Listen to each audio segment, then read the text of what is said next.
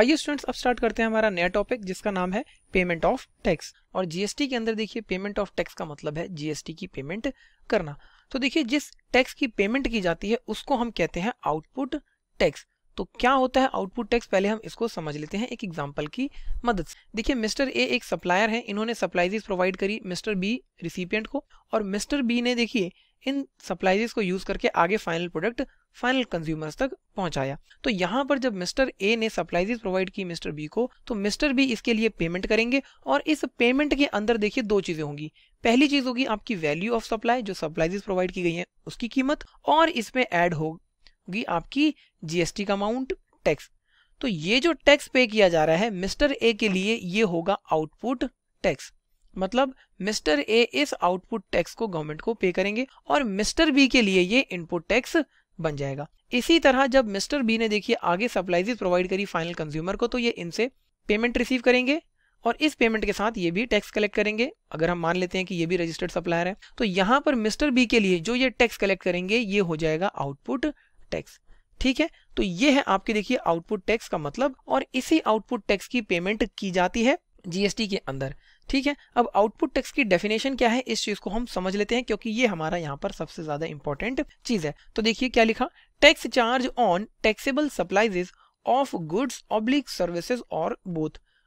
Output tax का मतलब है जो टैक्स चार्ज किया गया टैक्सेबल सप्लाईज पर, गुड्स के ऊपर, सर्विसेज के ऊपर, या गुड्स और सर्विसेज बोथ के ऊपर। और यहाँ पर देखिए ये जो टैक्स चार्ज किया जाएगा ये किसके द्वारा चार्ज किया जाएगा, ये एक रजिस्टर्ड पर्सन और person liable to registration. Section 22 और 24 के अंदर जो व्यक्ति लायबल है रजिस्ट्रेशन के लिए, तो इन दोनों व्यक्तियों के द्वारा देखिए यहाँ पर टैक्स चार्ज किया जाएगा। इसके बाद देखिए बट एक्सक्लूड, मतलब इसके अंदर से कुछ चीजें एक्सक्लूड होंगी। क्या, tax payable under RCM, reverse charge mechanism के अंदर जो टैक्स आपका पेबल है वो आपको आउटपुट टैक्स के अंदर नहीं ऐड करना है। इस चीज को समझने के लिए एक और एग्जांपल, मिस्टर ए देखिए गुड्स एंड सर्विसेज के सप्लायर हैं, इन्होंने अलग अलग व्यक्तियों को देखिए सप्लाईज प्रोवाइड करी बी सी डी और ई। इसी के साथ साथ देखिए जो सप्लाईज इन्होंने मिस्टर ई को प्रोवाइड करी ये टैक्सेबल है रिवर्स चार्ज मैकेनिज्म के अंदर।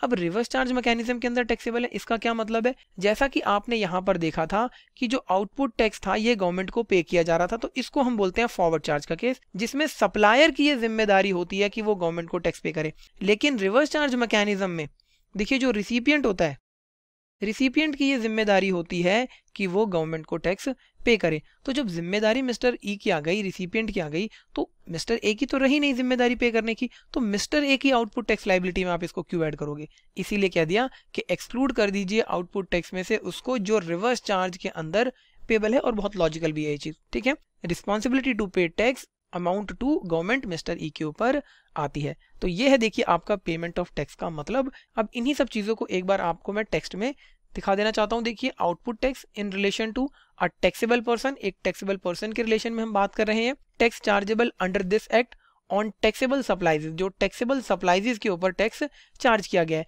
बहुत नेचुरल सी बात है, देखिए एग्जेम्प्टेड सप्लाईज के ऊपर तो टैक्स चार्ज किया नहीं जाएगा। Of goods and services or both made by him और by his agent but exclude tax payable by him on reverse charge basis. अब ये सप्लाईज अगर एजेंट के द्वारा प्रोवाइड की जा रही है तब भी आपको आउटपुट टैक्स में उन्हें ऐड करना है, और रिवर्स चार्ज में जो टैक्सेबल आपका पेबल है वो माइनस कर देना है। तो ये है मतलब यहाँ पर पेमेंट ऑफ टैक्स का। अब पेमेंट ऑफ टैक्स गवर्नमेंट को कैसे किया जाता है इस चीज को भी हम समझ लेते हैं। अब इस चीज को समझने के लिए देखिए आपको जो मेन चीज समझनी होगी वो है आपके ई लेजर्स। देखिए 3 तरीके के ई लेजर्स बनते हैं जीएसटी के अंदर। अब देखिए ई लेजर लग रहा है, इससे आपको तुरंत पता लग जाना चाहिए कि ये इलेक्ट्रॉनिक लेजर्स हैं। और इलेक्ट्रॉनिक लेजर क्यों कहा जाता है, क्योंकि ये तीनों ही लेजर आपके जीएसटी कॉमन पोर्टल पर होते हैं। अब कौन से ये 3 लेजर्स हैं इनको हम समझ लेते हैं, इसके बाद आपके लिए किस तरीके से टैक्स पेमेंट होती है वो समझना आसान होगा। तो पहला देखिए आपका होता है इसमें इलेक्ट्रॉनिक कैश लेजर। ये वो लेजर है जिसके अंदर सप्लायर एक रजिस्टर्ड पर्सन अपना देखिए कैश डिपॉजिट करता है, और इस कैश की मदद से वो पेमेंट कर सकता है टैक्स की, इंटरेस्ट की, पेनल्टी की, फीस की, या कोई भी अमाउंट जो उसे जीएसटी के अंदर पे करना होता है। यही बात देखिए यहाँ पर लिखी गई है। It reflect all deposits made in cash, जो भी डिपॉजिट्स कैश में किए गए हैं इस अकाउंट के अंदर वो आपको रिफ्लेक्ट होंगे। और ये डिपॉजिट कौन करता है? ये रजिस्टर्ड पर्सन खुद करता है। इसके साथ साथ TDS oblique TCS made on account of the tax payer, अगर टैक्स पेयर का कहीं टीडीएस या टीसीएस कटा है तो वो भी यहाँ पर शो होता है। अब देखिए यहाँ पर जो टीडीएस और टीसीएस कट रहा है ये इनकम टैक्स वाला टीडीएस या टीसीएस नहीं है, जीएसटी के अंदर भी टीडीएस और टीसीएस देखिए डिडक्ट होता है और कलेक्ट होता है। तो ये जो टॉपिक है आपका देखिए टीडीएस और टीसीएस वाला जीएसटी के अंदर, ये फाइनल लेवल पर डिस्कस किया गया है।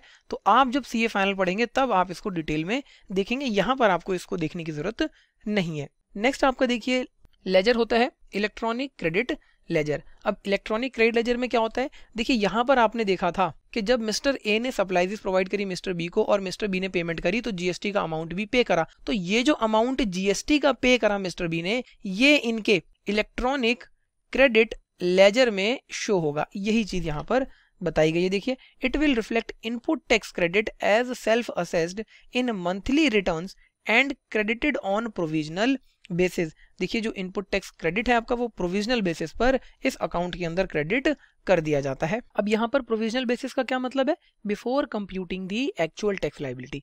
देखिए होता क्या है, आपने इनपुट टैक्स क्रेडिट क्लेम करना है जितना भी आपने टैक्स पे करा, और आप उसको एडजस्ट करोगे अपनी आउटपुट टैक्स लायबिलिटी से। तो कितना इनपुट टैक्स आपको मिलना चाहिए ये चीज कब डिफाइन होगी? जब आप अपनी रिटर्न फाइल करेंगे, ठीक है, क्योंकि आप अपनी रिटर्न फाइल करेंगे जीएसटीआर 3 और जिस व्यक्ति से आपने सामान खरीदा है या सप्लाईज ली है वो अपनी जीएसटीआर 1 फाइल करेगा। तो गवर्नमेंट इन दोनों को रिकनसाइल करेगी, देखिएगी कि जिस व्यक्ति ने सेल करी है क्या उसने अपनी सेल के अंदर आपके द्वारा दिखाई गई परचेजेस को इंक्लूड किया है, तो ये दोनों चीजें रिकनसाइल हो जाएंगी। तो ये रिकनसिलेशन होने से पहले ही आपको इनपुट टैक्स क्रेडिट मिल जाता है, इसीलिए इसको कहा जाता है प्रोविजनल बेसिस। क्यों? क्योंकि एक्चुअल इनपुट टैक्स क्रेडिट कितना है ये आपका बाद में डिटरमाइन किया जाता है जब आप अपनी रिटर्न फाइल करते हैं। बहुत सिंपल। इस अकाउंट का यूज आप किस लिए कर सकते हैं? देखिए the credit in this ledger can be use to make payment of only tax. देखिए ये एक बहुत इंपॉर्टेंट बात है इसके अंदर कि इलेक्ट्रॉनिक क्रेडिट लेजर का यूज आप सिर्फ और सिर्फ टैक्स पेमेंट के लिए कर सकते हैं, और यहाँ पर टैक्स का मतलब है output tax and not other amount such as interest, penalty, fees etcetera. देखिए जैसा आपने यहाँ पर देखा था कि इलेक्ट्रॉनिक कैश लेजर का यूज आप देखिए टैक्स की पेमेंट के लिए भी कर सकते हैं, इंटरेस्ट के लिए भी कर सकते हैं, पेनल्टी के लिए भी कर सकते हैं, फीस के लिए भी कर सकते हैं, या कोई भी अमाउंट आपको जो जीएसटी के अंदर पे करना है उसके लिए कर सकते हैं। लेकिन इलेक्ट्रॉनिक क्रेडिट लेजर का यूज आप सिर्फ और सिर्फ आउटपुट टैक्स की पेमेंट के लिए ही करेंगे। इसके अलावा अगर कोई भी अमाउंट पेबल है आपकी जीएसटी में वो आप इससे पे नहीं कर सकते। बहुत सिंपल। नेक्स्ट आपका कौन सा अकाउंट है इसमें या लेजर है? तो देखिए इलेक्ट्रॉनिक लायबिलिटी रजिस्टर। ये क्या है? ये आपका देखिए जो रजिस्टर है ये बताता है कि आपकी कितनी लायबिलिटी है जीएसटी के अंदर। देखिए electronic liability register will reflect the total tax liability, आपकी टोटल टैक्स लायबिलिटी बताता है एक टैक्स पेयर की after netting for the particular month, किसी पर्टिकुलर मंथ की नेटिंग करने के बाद। नेटिंग का मतलब क्या है यहाँ पर? देखिए नेटिंग का मतलब है कि इनपुट टैक्स क्रेडिट क्लेम करने के बाद कितनी लायबिलिटी आपकी रह गई है after claiming input tax credit. तो ये चीज आपकी बताई जाती है इलेक्ट्रॉनिक लायबिलिटी रजिस्टर के अंदर। तो देखिए तीनों लेजर्स आपने पढ़ लिए हैं। अब हम एक चीज समझ लेते हैं कि यहाँ पर पेमेंट ऑफ टैक्स कैसे करनी है। तो देखिए पेमेंट ऑफ टैक्स करने के लिए हमने क्या पढ़ा कि इलेक्ट्रॉनिक कैश लेजर का यूज कीजिए या फिर इलेक्ट्रॉनिक क्रेडिट लेजर का यूज कीजिए। और इलेक्ट्रॉनिक क्रेडिट लेजर के अंदर आपका क्रेडिट आ जाता है जो भी आपने टैक्स पे करा उसका, लेकिन इलेक्ट्रॉनिक कैश लेजर के अंदर आपको कैश डिपॉजिट करना पड़ता है। तो किस तरीके से देखिए यहाँ पर कैश डिपॉजिट किया जाता है ताकि आप अपनी पेमेंट कर सके टैक्स की। अब हम इस चीज को समझते हैं। तो देखिए एक डायग्राम दिखाया गया यहाँ पर बहुत सिंपल सा। Mode of deposit in electronic cash laser. Electronic cash laser में डिपॉजिट करने के लिए क्या मोड्स हैं? तो दो मोड्स हैं देखिए आपके। पहला आपका ऑनलाइन पेमेंट, दूसरा आपका ऑफलाइन पेमेंट। दोनों ही मोड्स आपके पास अवेलेबल है। ऑनलाइन पेमेंट की अगर मैं बात करूं तो इंटरनेट बैंकिंग की मदद से आप कर सकते हैं, कोई लिमिट नहीं है यहाँ पर, कितना भी अमाउंट आप अपने इलेक्ट्रॉनिक कैश लेजर में डिपॉजिट कर सकते हैं। इसी तरीके से अगर आप डेबिट कार्ड या क्रेडिट कार्ड का यूज करके डिपॉजिट करते हैं तो भी आपके पास कोई लिमिट नहीं है, जितना चाहे आप उतना पैसा अपने इलेक्ट्रॉनिक कैश लेजर में डेबिट कर सकते हैं। बहुत सिंपल। अब नेक्स्ट आता है आपका ऑफलाइन मोड। तो ऑफलाइन मोड के अंदर देखिए आपका एनईएफटी या आरटीजीएस है जिसकी मदद से आप इलेक्ट्रॉनिक कैश लेजर के अंदर पेमेंट कर सकते हैं। अब मन में एक सवाल यहाँ पर आता है कि सर एनईएफटी और आरटीजीएस ऑफलाइन मोड कैसे हो गया? ये तो हम खुद अपने लैपटॉप पे बैठकर कर सकते हैं।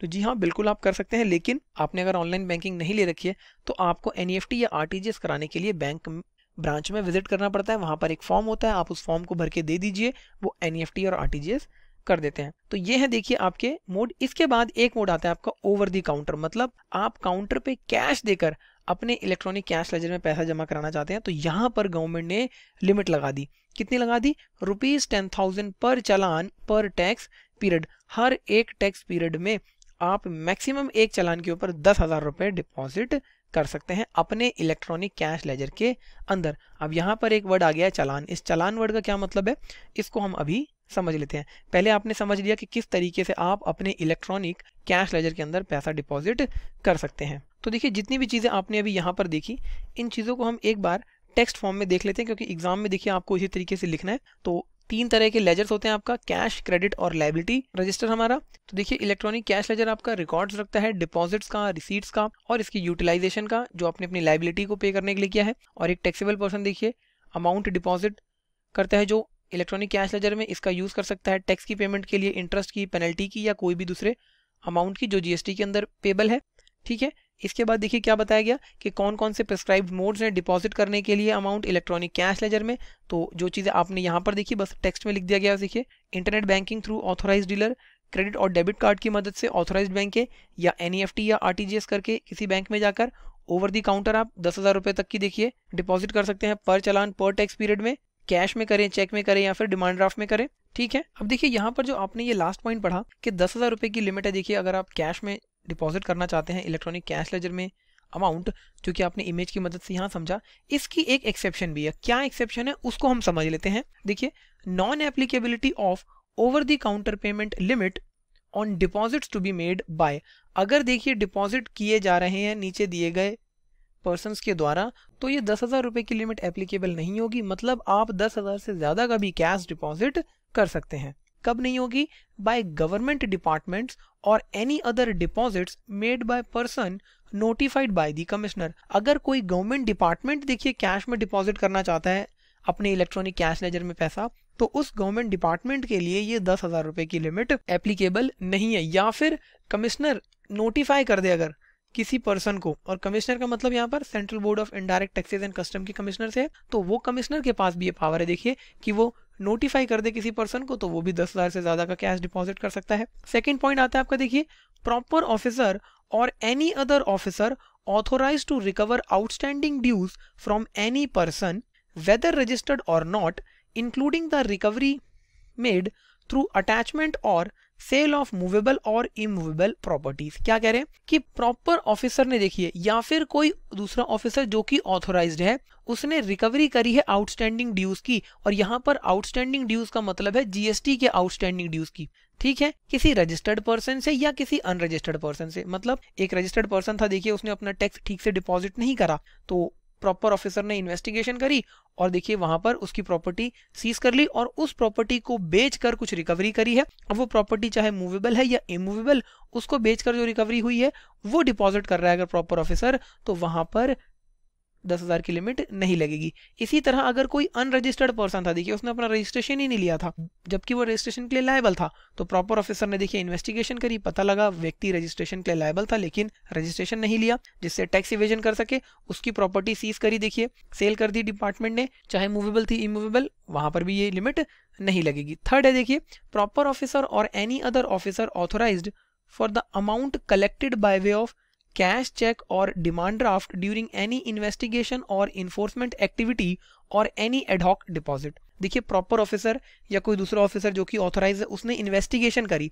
और इन्वेस्टिगेशन में पता लगा कि व्यक्ति को टैक्स ज्यादा पे करना था लेकिन पे नहीं करा, लेकिन जिस पर्सन की देखिए इन्वेस्टिगेशन की जा रही थी उसने प्रॉपर ऑफिसर को क्या कहा कि सर ठीक है मैं पूरा टैक्स पे कर दूंगा, आप मेरे से कैश ले लीजिए या चेक ले लीजिए या डिमांड ड्राफ्ट ले लीजिए और मेरा जितना भी टैक्स बनता है वो सारा पेमेंट करवा दीजिए। तो इस पर्टिकुलर सिचुएशन में जब प्रॉपर ऑफिसर देखिए ये कैश, चेक या डिमांड ड्राफ्ट रिसीव करेगा तो वहां पर भी 10,000 रुपए की लिमिट नहीं लगेगी। ये बात देखिए यहाँ पर बताई गई थी। तो देखिए यहाँ तक आपने समझ लिया है कि पेमेंट ऑफ टैक्स में आउटपुट टैक्स का मतलब क्या है और कौन से वो 3 अकाउंट्स हैं आपके जो बनाए जाते हैं इलेक्ट्रॉनिकली जीएसटी कॉमन पोर्टल पर और किस तरीके से कैश डिपॉजिट किया जाता है इलेक्ट्रॉनिक कैश लेजर में। अब इस कैश लेजर की मदद से या फिर इलेक्ट्रॉनिक क्रेडिट लेजर की मदद से किस तरीके से टैक्स की पेमेंट की जाती है, इस चीज को हम नेक्स्ट वीडियो में समझेंगे।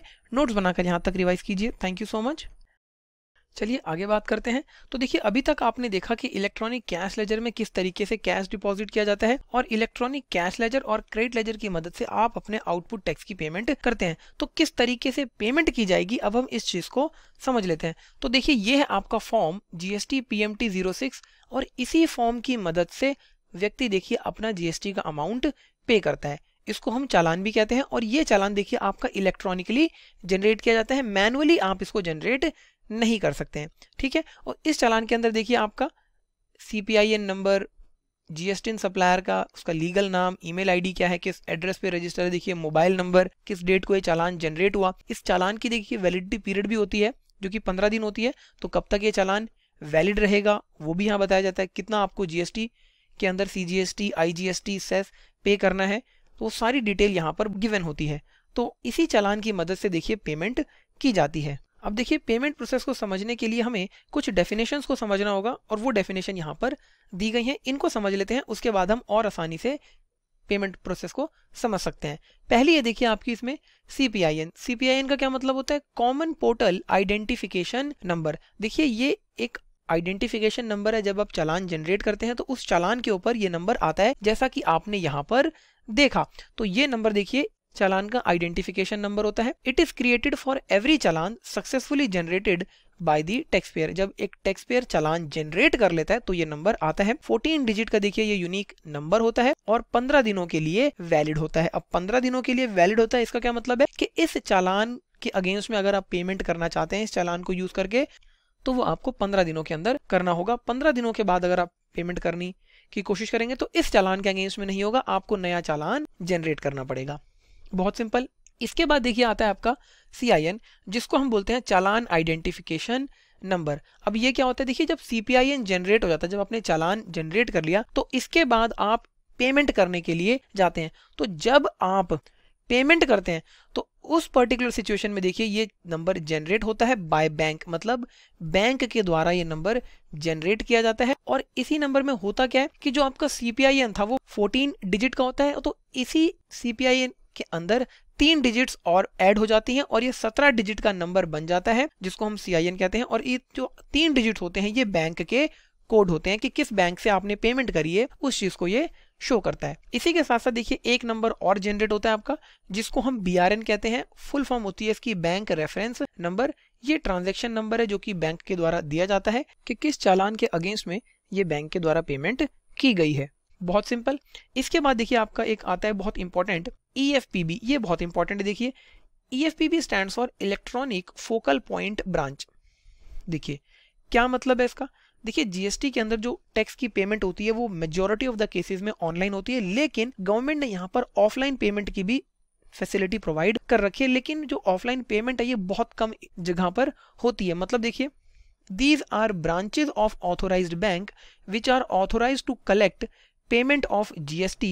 Each authorized bank will nominate only one branch as its EFPB for pan India transaction. देखिए ये जो ब्रांच होती है ये ऑथोराइज्ड बैंक की वो ब्रांच है जो कैश में GST का कलेक्शन कर सकती है, और हर एक बैंक को अपनी सिर्फ एक ही ब्रांच ऐसी नॉमिनेट करनी होती है जिसको इलेक्ट्रॉनिक फोकल पॉइंट ब्रांच कहा जाएगा। और ये देखिए ऑल इंडिया लेवल पर की जाती है। मतलब एक बैंक, सपोज अगर पंजाब नेशनल बैंक है तो Punjab national bank all India level पर अपनी सिर्फ एक ही ब्रांच को electronic focal point branch declare कर सकता है। ऐसा नहीं है कि एक से ज्यादा ब्रांचेस को डिक्लेयर किया जा सकता है।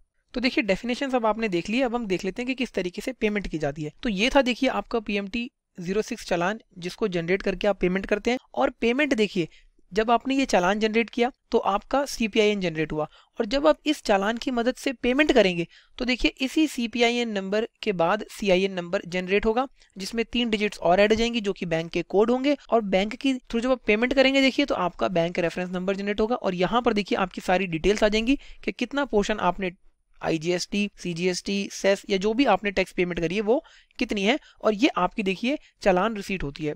तो देखिए यहाँ तक आपने देख लिया है कि किस तरीके से हम GST के अंदर टैक्स की पेमेंट करते हैं। अब इस चालान से जुड़े हुए कुछ स्पेशल पॉइंट्स हैं, उनको हम डिस्कस करते हैं। आइए अब हम बात करते हैं स्पेशल पॉइंट की। तो पहला पॉइंट क्या है, देखिए single challan is prescribed for all the payments required to be made under the GST regime. GST regime के अंदर आपको देखिए जितनी भी पेमेंट्स करनी है उन सभी के लिए सिंगल चालान जनरेट करना होगा। मतलब सपोज आप टैक्स की पेमेंट करना चाहते हैं, या आप इंटरेस्ट की पेमेंट करना चाहते हैं, या फिर आप देखिए फाइन पे करना चाहते हैं या पेनल्टी पे करना चाहते हैं, तो कुछ भी पेमेंट आपको करनी है, इन सब के लिए गवर्नमेंट ने एक सिंगल चालान बता रखा है। उसी चालान की मदद से आप पेमेंट कर सकते हैं। हर एक तरह की पेमेंट के लिए अलग से चालान जनरेट करने की रिक्वायरमेंट नहीं है। नेक्स्ट क्या है, when amount is successfully credited in the government account, a CIN will be generated by the collecting bank which will be indicated in the challan. आप लोगों ने अभी देखा था कि सबसे पहले आप जब चालान को जनरेट करते हैं और चालान जनरेट हो जाता है तो CIN जनरेट होता है। तो वही चीज यहाँ पे बताई गई है। देखिए क्योंकि आप अपने इलेक्ट्रॉनिक कैश लेजर में देखिए पैसा डालेंगे तो वो electronic cash laser government portal पर है, क्योंकि जीएसटी पोर्टल आपका गवर्नमेंट का पोर्टल है। तो इसीलिए कहा गया कि जब सक्सेसफुली गवर्नमेंट का अकाउंट देखिए क्रेडिट हो रहा है तभी आपका CIN जनरेट होगा, मतलब जब आपका चालान जनरेट हो जाएगा।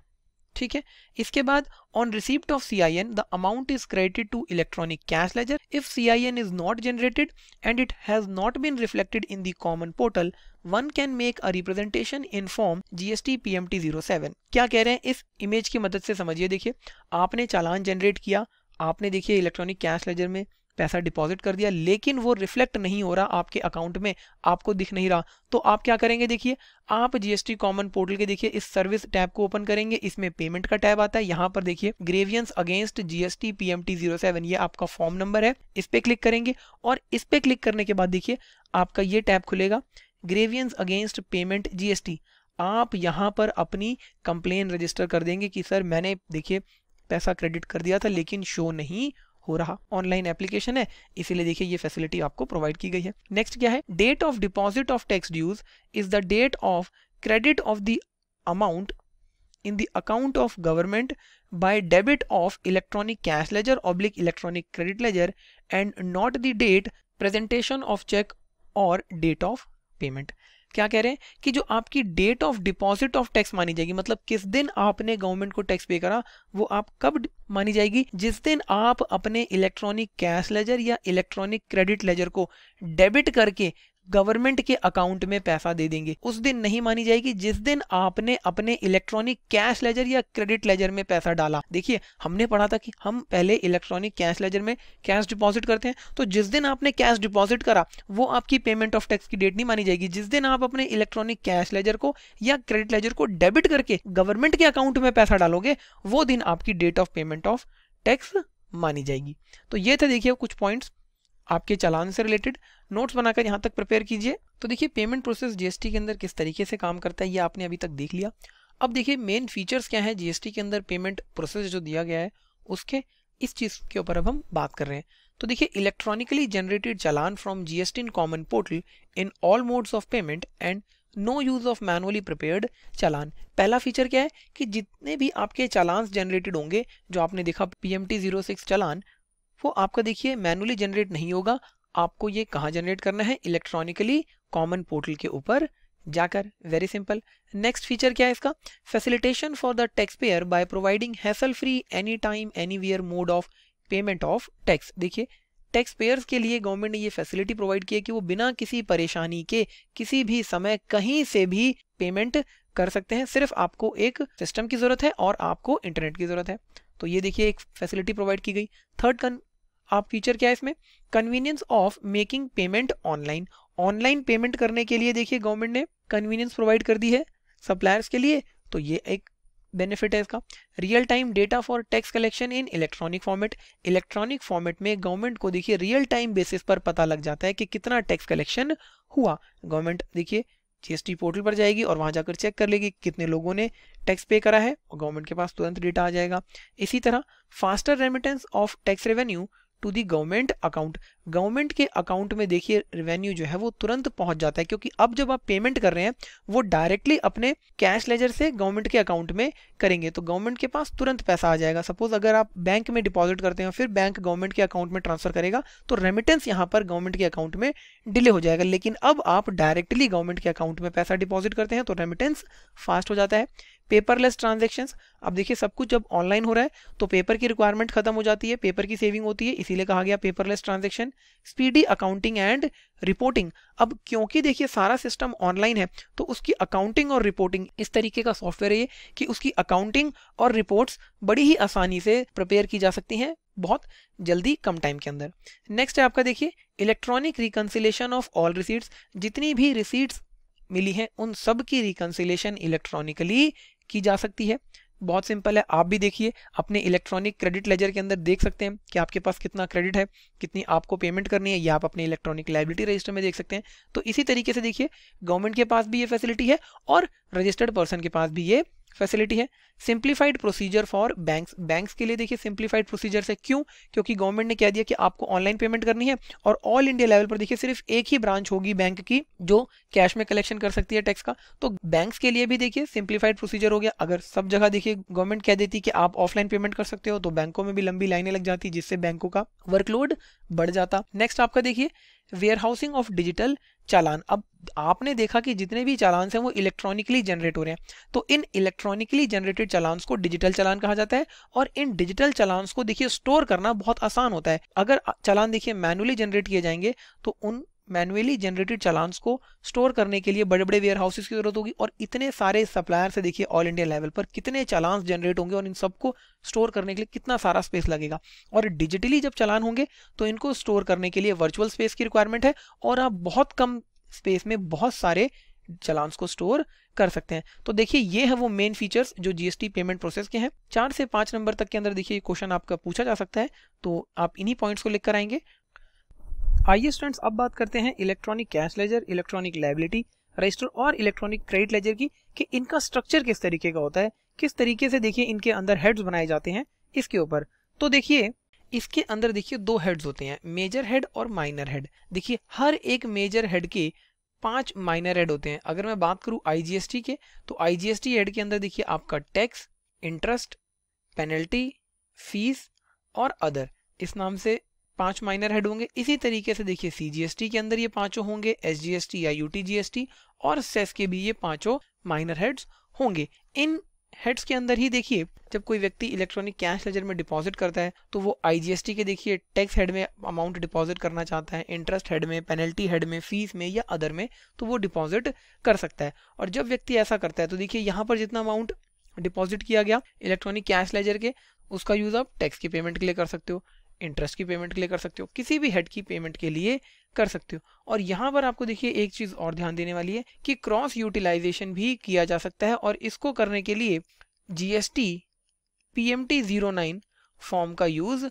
किया जाता है। मतलब आप पीएमटी 09 फॉर्म की मदद से, सपोज आपके मेजर हेड सीजीएसटी के माइनर हेड टैक्स कॉलम में अमाउंट अवेलेबल है और आपको आईजीएसटी हेड के इंटरेस्ट कॉलम के अंदर पेमेंट करनी है, तो पीएमटी 09 फॉर्म की मदद से आप यहां से अमाउंट ट्रांसफर करके यहां पर लेकर आ सकते हो और पेमेंट कर सकते हो। बहुत सिंपल। इसी तरह देखिए अगर मेजर हेड सीजीएसटी के टैक्स कॉलम में आपके पास पैसा है और आप इंटरेस्ट की पेमेंट करना चाहते हैं तो वो भी आप बड़ी आसानी से कर सकते हैं। यही चीज टेक्स्ट में देखिए लिखी गई है, IGST, CGST, SGST, UTGST, cess are examples of major heads. ये जो आपके एग्जांपल्स हैं मेजर हेड्स के हैं, और हर एक मेजर हेड्स के देखिए 5 माइनर हेड्स होते हैं। ये उनके नाम नीचे लिखकर आपको दिखा दिए गए। नेक्स्ट पॉइंट आपका ये देखिए, फॉर्म जीएसटी पीएमटी 09 में be used by the taxable person either for, PMT 09 form किस लिए यूज करोगे, transfer of RNS deposits under any minor head of a major head to any other minor head of same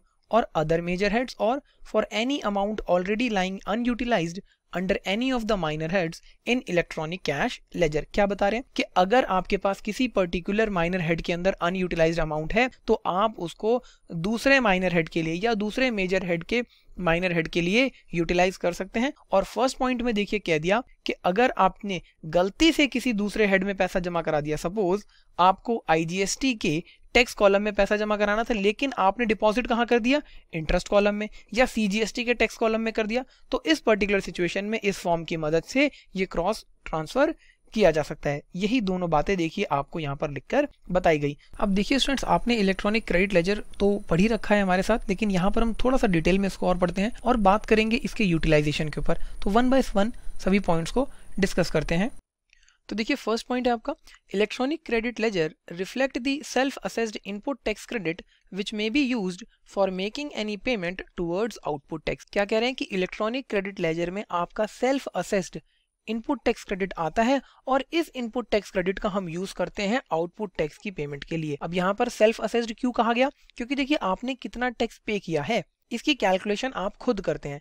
suppose example के तौर पे मैं लूं, mister A ने देखिए मिस्टर बी को सप्लाईज प्रोवाइड करी और मिस्टर बी ने पेमेंट करी और साथ में जीएसटी का पार्ट भी पे करा। तो मिस्टर ए देखिए अपनी GSTR 1 फाइल करेंगे, डिटेल्स ऑफ आउटपुट सप्लाईज, तो इसके अंदर ये सारी सप्लाईज अपनी मेंशन कर देंगे कहां पर इन्होंने कितनी सेल करी है, कितना टैक्स कलेक्ट किया है। और जब ये मिस्टर बी का पैन डालेंगे तो मिस्टर बी की देखिए GSTR 2 के अंदर ये क्रेडिट रिफ्लेक्ट होने लगेगा।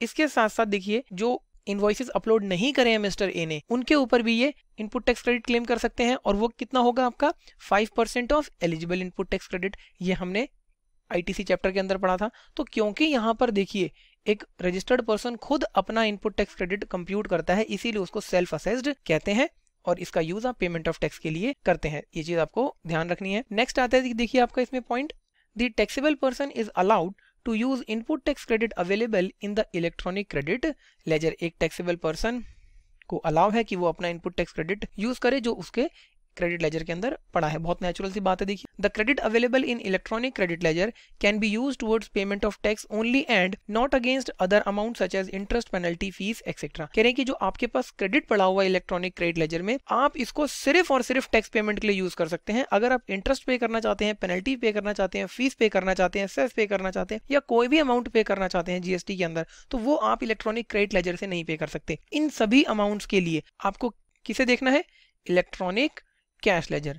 देखिए इलेक्ट्रॉनिक कैश लेजर से आप टैक्स भी पे कर सकते हैं और इसके साथ साथ कोई भी दूसरी पेमेंट आपको करनी है GST के अंदर तो वो आप कर सकते हैं। लेकिन इलेक्ट्रॉनिक क्रेडिट लेजर से आप सिर्फ और सिर्फ टैक्स की पेमेंट कर सकते हैं। अब जो पॉइंट है देखिए आपका, ये वैसे तो इलेक्ट्रॉनिक क्रेडिट लेजर से रिलेटेड नहीं है लेकिन इंपॉर्टेंट है यहाँ पर इसको बताना, इसीलिए यहाँ पर डिस्कस किया गया। देखिए payment through electronic cash laser can B made bye an unregistered person on the basis of temporary identification number generated through common portal। कह रहे हैं कि एक अनरजिस्टर्ड पर्सन क्या पेमेंट कर सकता है टैक्स की, तो उसी चीज का यहाँ पर आंसर दिया गया। एक अनरजिस्टर्ड पर्सन को अगर GST के अंदर पेमेंट करनी है तो उसे टेम्परेरी आइडेंटिफिकेशन नंबर लेना होगा और टेम्परेरी आइडेंटिफिकेशन जब नंबर वो लेगा तो उसका इलेक्ट्रॉनिक कैश लेजर बन जाएगा और उसके अंदर पैसा डिपॉजिट करके अनरजिस्टर्ड पर्सन देखिए पेमेंट कर सकता है टैक्स की। अब मन में यहाँ पर एक बड़ा सवाल आता है कॉमन कि अनरजिस्टर्ड पर्सन को टैक्स क्यों पे करना पड़ेगा। देखिए हमने चार्ज अंडर GST के अंदर पढ़ा है कि बहुत सारी ऐसी सप्लाईज हैं जिसके अंदर रिवर्स चार्ज मैकेनिज्म लगता है और रिसिपिएंट को टैक्स पे करना पड़ता है और रिसिपिएंट अगर अनरजिस्टर्ड है तब भी उसको टैक्स पे करना पड़ेगा। तो वही पॉइंट देखिए यहाँ पर बताया गया कि अगर सपोज मिस्टर बी अनरजिस्टर्ड है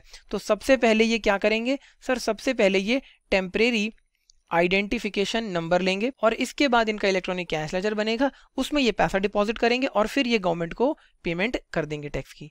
ये बात यहाँ पर बताई गई है। अब हम बात करते हैं utilisation of input tax credit की। ये देखिए आप इनपुट टैक्स क्रेडिट तो आपने देख लिया कि आपके पास आ जाता है, लेकिन इसको यूज कैसे करते हैं इस चीज के ऊपर देखिए गवर्नमेंट ने प्रोविजन बना रखा है। इनपुट टैक्स क्रेडिट चैप्टर के अंदर भी हमने इस चीज को डिस्कस किया था बहुत डिटेल में। यहाँ पर रिवीजन पर्पस से एक बार पढ़ लेते हैं ताकि आपको चीजें रिकॉल हो जाएं। तो देखिए order of utilisation of input tax credit available in electronic credit ledger. आपके पास जो इलेक्ट्रॉनिक क्रेडिट लेजर के अंदर ITC पड़ा है उसको किस ऑर्डर में यूज करना है। तो देखिए सबसे पहले आपको हमेशा अपने IGST के क्रेडिट को यूज करना होता है और IGST के क्रेडिट को निल करना होता है। तो IGST हेड के अंदर अगर आपके पास इनपुट टैक्स क्रेडिट है तो सबसे पहले आप IGST की आउटपुट टैक्स लायबिलिटी को पे करेंगे उससे, और अगर IGST की आउटपुट टैक्स लायबिलिटी पे करने के बाद भी आपके पास एक्सेस क्रेडिट बच जाता है तो आप उसको CGST, SGST या UTGST की लायबिलिटी पे करने के लिए किसी भी प्रपोर्शन में रेशो में यूज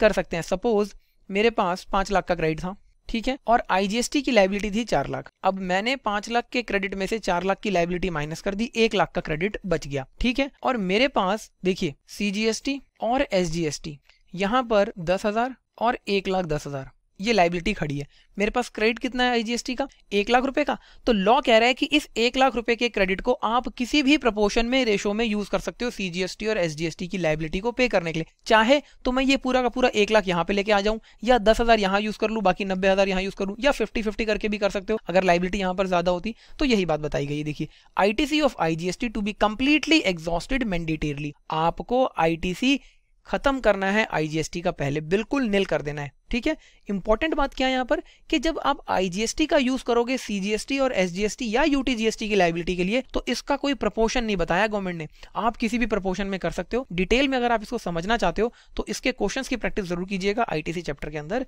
जाके। ठीक है, इसके बाद अगर आपके पास देखिए सीजीएसटी हेड के अंदर क्रेडिट है, तो सबसे पहले आप यूज कीजिए सीजीएसटी की लाइबिलिटी के अगेंस्ट में इसका। अगर इसके बाद भी क्रेडिट बच जाता है तो आप आईजीएसटी की लाइबिलिटी पे करने के लिए इसका यूज कर सकते हैं। अब आप मन में आ रहा होगा सर आईजीएसटी की लाइबिलिटी तो हमने पहले ही यहाँ पे कर दी थी, तो यहाँ पर कैसे आ गई? ओहो, एक बात समझो कि सपोज आपके पास आईजीएसटी का क्रेडिट कम था, जैसे इसी एग्जांपल को लूं मैं, तो मेरे पास 5 लाख का मेरे पास देखिए क्रेडिट था, 4 लाख की लाइबिलिटी थी, लेकिन मैं कह रहा हूं कि मेरे पास क्रेडिट देखिए 3 लाख का था और लाइबिलिटी थी मेरी 4 लाख की, तो अभी भी मेरे पास 1 लाख की लाइबिलिटी खड़ी है आईजीएसटी की। तो इस 1 लाख की आईजीएसटी की लाइबिलिटी को पे करने के लिए मैं सीजीएसटी का यूज कर सकता हूं।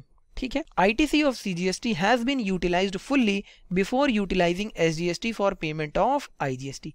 क्या कह रहे हैं कि अगर आपके पास सीजीएसटी हेड में क्रेडिट पड़ा हुआ है तो आप उसको पूरी तरीके से निल कर दो, फुल्ली यूटिलाइज कर दो आईजीएसटी की लाइबिलिटी के अगेंस्ट में। और अगर आपने ऐसा नहीं किया और इसको खत्म करने से पहले आपने एसजीएसटी की लाइबिलिटी को यूज करा तो वो गलत होगा। मतलब आईजीएसटी की लाइबिलिटी पे करने के लिए आप सीजीएसटी और एसजीएसटी दोनों का यूज कर सकते हैं, लेकिन एसजीएसटी का यूज आप तभी करेंगे जब सीजीएसटी का क्रेडिट आपका निल हो जाए। ऐसा नहीं है कि यहाँ पे क्रेडिट पड़ा हुआ है और आपने एसजीएसटी का यूज कर लिया।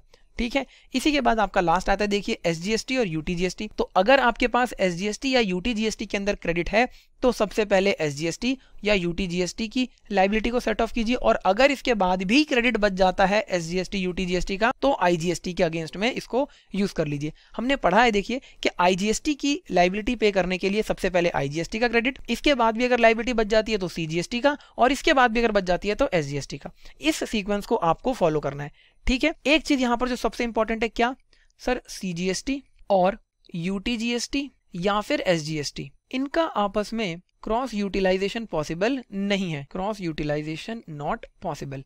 मतलब क्या है सर? इसका मतलब यह है कि अगर आपके पास सीजीएसटी हेड में क्रेडिट बच गया या फिर एसजीएसटी या यूटीजीएसटी हेड के अंदर क्रेडिट बच गया तो आप सीजीएसटी की लाइबिलिटी के लिए उसको यूज नहीं कर सकते हो, या वाइसे वर्सा। देखिए ये चीज यहाँ लिख दी गई है, the CGST credit can not be utilised for payment of SGST oblique UTGST, the SGST oblique UTGST credit can not be utilised for payment of CGST. आप इसको इस तरीके से समझ सकते हो कि केंद्र सरकार और राज्य सरकार आपस में क्रेडिट यूटिलाइज नहीं करती हैं। Very very simple. देखिए यहाँ पर एक छोटी सी चीज और है जो मैं आपको बताना चाहूंगा, क्योंकि अब हम रिवाइज कर रहे हैं किस तरीके से यूटिलाइजेशन किया जाता है इनपुट टैक्स क्रेडिट का। तो देखिए अगर आपको सीजीएसटी या एसजीएसटी के अंदर टैक्स पे करना है और आपके पास आईजीएसटी का क्रेडिट है तो सबसे पहले आप आईजीएसटी के क्रेडिट को निल करेंगे। आपको इस चीज को ध्यान रखना है कि आप सीजीएसटी या एसजीएसटी के क्रेडिट को यूज करने से पहले आईजीएसटी के क्रेडिट को निल करना है। अगर सपोज आपके पास सीजीएसटी की लाइबिलिटी है 1 लाख रुपए और आपके पास आईजीएसटी के अंदर क्रेडिट बचा हुआ है 1 लाख रुपए का, तो आप सबसे पहले आईजीएसटी के क्रेडिट को यूज करेंगे रादर देन आप सीजीएसटी के क्रेडिट को यूज करें। इसी तरीके से अगर एसजीएसटी के अंदर आपके पास लाइबिलिटी है तो आप सबसे पहले देखेंगे कि आईजीएसटी का क्रेडिट तो नहीं पड़ा, अगर आईजीएसटी का क्रेडिट है तो उसको निल कर दीजिए। मतलब आपको हर सिचुएशन में आईजीएसटी के क्रेडिट को निल करना है। ये सारी चीजें देखिए आप आईटीसी का जब चैप्टर देखेंगे तो वहां असाइनमेंट क्वेश्चंस हैं, उसके अंदर बहुत डिटेल में हमने डिस्कस कर रखी हैं। अब जितनी भी बातें देखिए आपने मेरे साथ यहाँ पर अभी करी, इन सभी को टेक्स्ट फॉर्म में देखिए यहाँ पर लिखा गया और कुछ नहीं किया गया। एक मोटी मोटी हम ऊपर से इसको रीडिंग देख लेते हैं ताकि आपको समझ में आ जाए। Manner of utilisation of credit prescribe below. देखिए आईजीएसटी के क्रेडिट को पहले आपको यूटिलाइज करना है आईजीएसटी के अगेंस्ट में, और इसके बाद अगर क्रेडिट बच जाता है तो सीजीएसटी, एसजीएसटी या यूटीजीएसटी के अगेंस्ट में किसी भी प्रपोर्शन में, हाईलाइट कर लीजिएगा इसको, किसी भी प्रपोर्शन में, ये रेशो में आप यूज कर सकते हैं। Very simple. इसके बाद अगर आपके पास सीजीएसटी हेड में क्रेडिट है तो सबसे पहले सीजीएसटी की लाइबिलिटी पे कीजिए, और अगर इसके बाद भी क्रेडिट बच जाता है तो आईजीएसटी की लाइबिलिटी पे कीजिए। Very simple. इसके बाद क्या कहा, अगर एसजीएसटी और यूटीजीएसटी के अंदर आपके पास क्रेडिट है तो सबसे पहले एसजीएसटी और यूटीजीएसटी की लायबिलिटी को पे कीजिए, और अगर इसके बाद भी क्रेडिट बच जाता है तो आईजीएसटी के अगेंस्ट में आप इसका यूज कर सकते हैं। Entire ITC of IGST is to be fully utilized before first ITC of CGST, SGST और UTGST can be utilized। कह रहे हैं अगर आपके पास IGST हेड में क्रेडिट है तो सबसे पहले आप इसी का यूज कीजिए, इसके बाद ही आप SGST और UTGST का यूज कर सकते हैं। ऐसा नहीं है IGST में आपने क्रेडिट बचा लिया और आपने SGST और UTGST या CGST का क्रेडिट यूज किया। इसके बाद देखिए CGST क्रेडिट आपका can not be utilized against SGST और UTGST और वाइस वर्सा केस। इसके बाद देखिए ये एक इंपॉर्टेंट पॉइंट है आपका, वैसे तो ये सारे के सारे पॉइंट्स इंपॉर्टेंट हैं, फुल फ्लेज जब आप क्वेश्चंस करेंगे तो वहां पर और डिटेल में इसको समझ सकते हैं, लेकिन यहाँ ये जो बात बताई जा रही है ये भी देखिए इंपॉर्टेंट है। क्या कह रहे हैं कि if ITC available in electronic credit laser, अगर आपके इलेक्ट्रॉनिक क्रेडिट लेजर में जो ITC अवेलेबल है वो आपने फ्रॉडुलेंटली अवेल किया है, मतलब गलत तरीकों से अवेल किया है, एक्चुअल में उतना क्रेडिट नहीं था, या फिर इज इनएलिजिबल, आप क्रेडिट लेने के लिए एलिजिबल नहीं थे। सर सेक्शन 17 है देखिए आपका ITC का, जहां पर हमने पढ़ा है कि किन केसेस में आप ITC क्लेम नहीं कर सकते, गवर्नमेंट ने स्पेसिफिकली ब्लॉक कर रखा है, तो आपने वो क्रेडिट क्लेम कर लिया तो कमिश्नर के पास ये पावर है, देखिए central board of indirect taxes and custom के कमिश्नर के पास में प्रोहिबिट यूज ऑफ ITC, वो आपको प्रोहिबिट कर सकता है, मतलब रोक सकता है कि आप उस ITC का यूज ना करें for the purpose of discharging any liability और फॉर एनी क्लेम और refund of any unutilised amount. उस अमाउंट के अगेंस्ट में आप कोई भी लायबिलिटी अपनी सेट ऑफ नहीं कर सकते हैं, ना ही रिफंड क्लेम कर सकते हैं। बहुत इंपॉर्टेंट है, देखिए कमिश्नर के पास ये पावर दी गई है। आगे बात करते हैं, ये देखिए ये आपका देखिए काफी इंपॉर्टेंट है, ITC चैप्टर के अंदर भी हमने पढ़ा है इसको और इसके ऊपर क्वेश्चन आने के चांसेस बहुत ज़्यादा हाई हैं। देखिए रूल 86B के ऊपर ये पॉइंट बात करता है, यहाँ पर हम सिर्फ मोटा मोटा ऊपर से समझ लेंगे, डिटेल में हमने ITC चैप्टर में से पढ़ा है। A registered person shall not use the amount available in electronic credit ledger to discharge his liability towards output tax in excess of 99% of such tax liability। क्या कह रहा है कि एक registered person 99% of output tax liability से ज्यादा input tax credit use नहीं कर सकता। कब नहीं कर सकता? Where the value of taxable supply other than exempted supply and zero rated supply in a month exceed ₹50 lakhs। आप इसको इस तरीके से समझिए, देखिए अगर किसी टैक्सेबल पर्सन की या रजिस्टर्ड पर्सन की एग्रीगेट टर्नओवर 50 लाख से ज्यादा है तो वो रजिस्टर्ड पर्सन देखिए पूरा का पूरा इनपुट टैक्स क्रेडिट यूज नहीं कर सकता। गवर्नमेंट ने वहां पर रिस्ट्रिक्शन लगा दी। गवर्नमेंट ने क्या कहा कि आप maximum 99% of tax liability he input tax credit use कर सकते हैं। एक एग्जांपल से समझते हैं, देखिए टोटल टैक्स लायबिलिटी थी 50 लाख रुपए की, इनपुट टैक्स क्रेडिट आपका इलेक्ट्रॉनिक क्रेडिट लेजर के अंदर पड़ा था 60 लाख रुपए। अब अगर देखा जाए यहाँ पर तो टैक्स लायबिलिटी है 50 लाख रुपए की, क्रेडिट आपके पास 60 लाख का है, आप पूरा का पूरा देखिए यूज कर सकते हैं और 10 लाख रुपए का रिफंड भी क्लेम कर सकते हैं। लेकिन गवर्नमेंट ने क्या कहा कि नहीं, यहाँ पर आप पूरा का पूरा क्रेडिट यूज नहीं कर पाएंगे। आपको कितना क्रेडिट अलाउ किया जाएगा? 99% ऑफ सच टैक्स लायबिलिटी, यानी कि 99% ऑफ 50 लाख। तो यानी कि आप 49,50,000 रुपीज ही इनपुट टैक्स क्रेडिट के अगेंस्ट में यूज कर सकते हो, और बैलेंस 50,000 की जो आपकी लायबिलिटी है वो आपको इलेक्ट्रॉनिक कैश लेजर से पे करनी पड़ेगी, मतलब आपको गवर्नमेंट को कैश पे करना पड़ेगा। और ऐसा कब किया जाएगा? जब आपकी value of taxable supplies, value of taxable supplies का क्या मतलब है? आपकी सेल, और इस सेल के अंदर से एग्जेम्प्टेड सप्लाई और जीरो रेटेड सप्लाई को हटा दिया गया है। आपको ध्यान देना है कि अगर सेल आपकी वैल्यू ऑफ सप्लाई 50 लाख को एक्सीड कर जाए तभी ये प्रोविजन लगेगा। बहुत इंपॉर्टेंट प्रोविजन है ये, ITC चैप्टर के अंदर आप इसको डिटेल में भी देख सकते हैं। नेक्स्ट पॉइंट है आपका, देखिए refund of any amount claimed from electronic cash oblique credit ledger by a person would be debited from electronic cash oblique credit ledger. कह रहे हैं कि अगर आपने कोई रिफंड क्लेम किया है तो उस पर्टिकुलर सिचुएशन में आपका इलेक्ट्रॉनिक कैश लेजर या इलेक्ट्रॉनिक क्रेडिट लेजर डेबिट कर दिया जाएगा। डेबिट कर दिया जाएगा मतलब क्या है? आपके इलेक्ट्रॉनिक क्रेडिट लेजर में से पैसा निकाल के आपको दे दिया जाएगा। एग्जांपल से समझ लीजिए ये चीज भी, 10,000 रुपए का सपोज आपके पास क्रेडिट था, कहां पर? इलेक्ट्रॉनिक क्रेडिट लेजर में या फिर इलेक्ट्रॉनिक कैश लेजर में बैलेंस था। टैक्स लायबिलिटी थी आपकी 8500 रुपीज की, तो आपने 2500 रुपीज का रिफंड क्लेम कर दिया। तो अब डिपार्टमेंट क्या करेगा? इनडायरेक्ट टैक्सेस डिपार्टमेंट आपका, वो आपको 2500 रुपए का रिफंड वापस कर देगा, और इस रिफंड को करने के लिए वो आपके इलेक्ट्रॉनिक क्रेडिट लेजर में से 2500 रुपए कम कर देगा, यानी कि उसको डेबिट कर देगा। बहुत सिंपल, यही चीज बताई थी। नेक्स्ट पॉइंट में क्या कह रहे हैं, where the refund claim is rejected either full or partly, अगर आपका रिफंड रिजेक्ट हो गया, पूरा का पूरा रिफंड रिजेक्ट हो गया या कुछ पार्ट रिफंड का एक्सेप्ट हो गया, कुछ रिजेक्ट हो गया। सपोज 8500 का देखिए आपके पास यहाँ टैक्स लाइबिलिटी थी, 2500 का आपने रिफंड क्लेम किया, डिपार्टमेंट ने 2000 का रिफंड एक्सेप्ट कर लिया, 500 का रिजेक्ट कर दिया, तो यह है partly acceptable. The amount debited earlier shall be credited to electronic cash oblique credit ledger by the proper officer to the extent of amount rejected।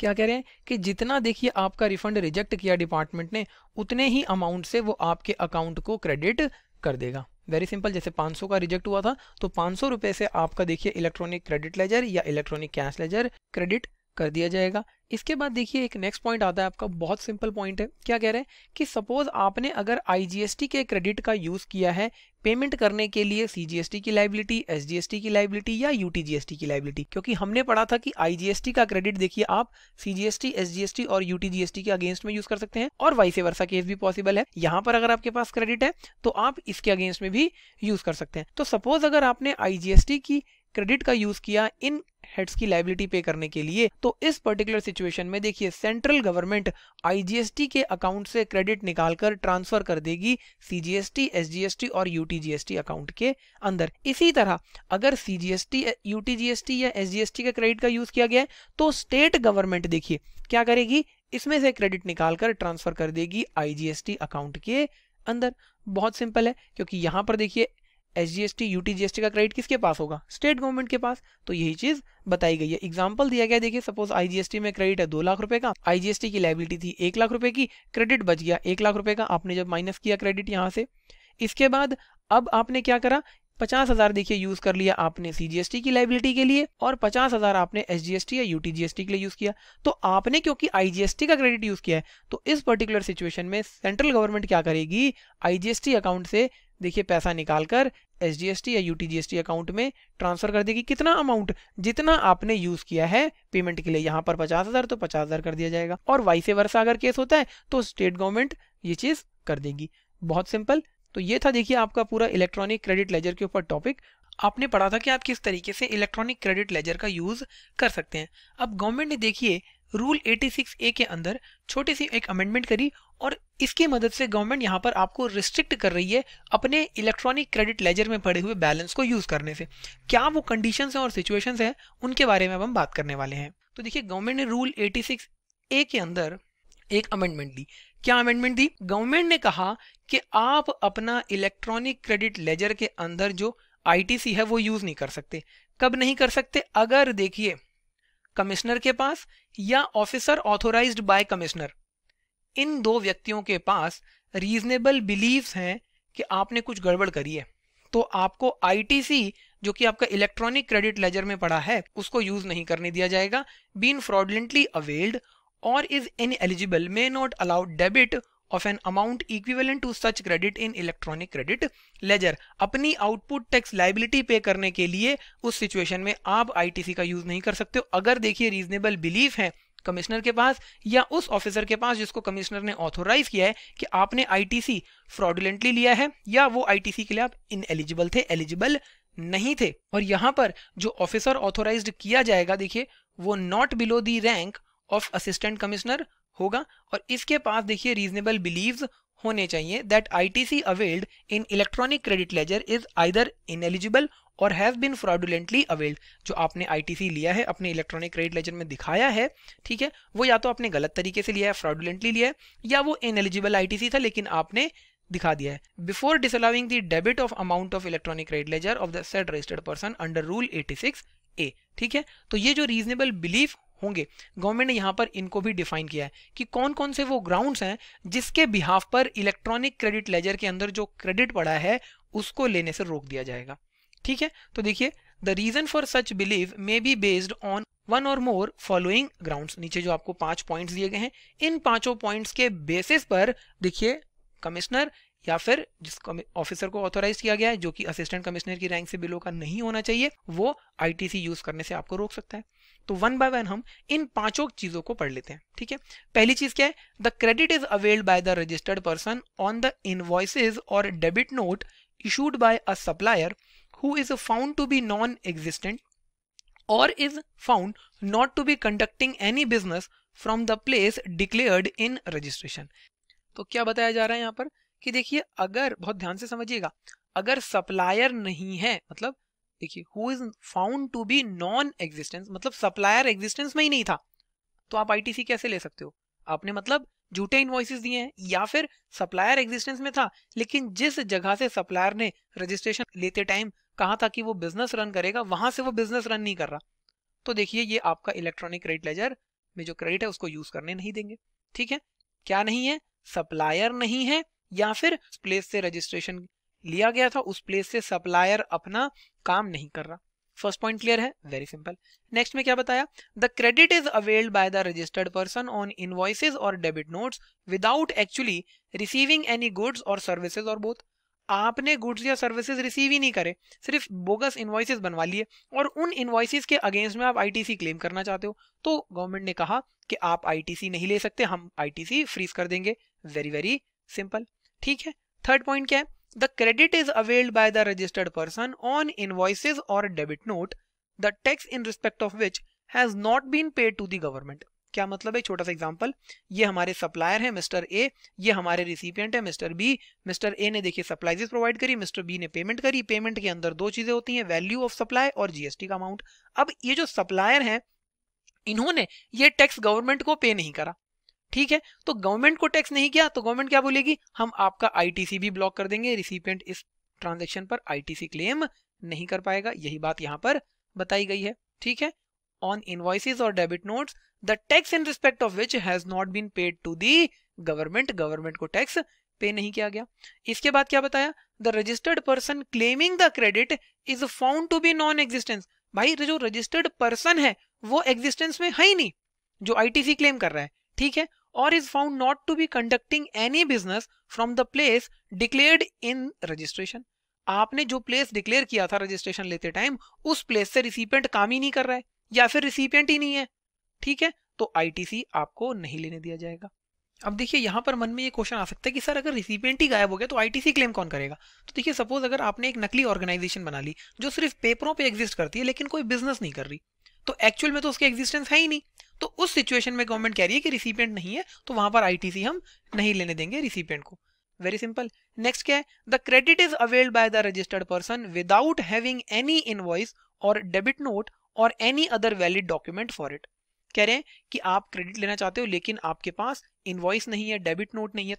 तो देखिए, ये तो हमारी बेसिक कंडीशन होती है आईटीसी क्लेम करने की कि आपके पास अगर आप आईटीसी लेना चाहते हैं तो टैक्स पेइंग डॉक्यूमेंट होना चाहिए, और अगर टैक्स पेइंग डॉक्यूमेंट आपके पास नहीं है तो आप आईटीसी भी नहीं ले पाओगे। वही बात यहां बता दी गई है कि अगर आपके पास इनवॉइस या डेबिट नोट नहीं है, ठीक है, या कोई और दूसरा वैलिड डॉक्यूमेंट नहीं है, तो हम आपको आईटीसी लेने नहीं देंगे। तो देखिए, ये वो 5 कंडीशंस हैं जिसमें गवर्नमेंट आपको रिस्ट्रिक्ट कर रही है इलेक्ट्रॉनिक क्रेडिट लेजर में पड़े बैलेंस को यूज करने से। नोट्स बनाकर यहां तक प्रिपेयर कीजिए। Thank you so much.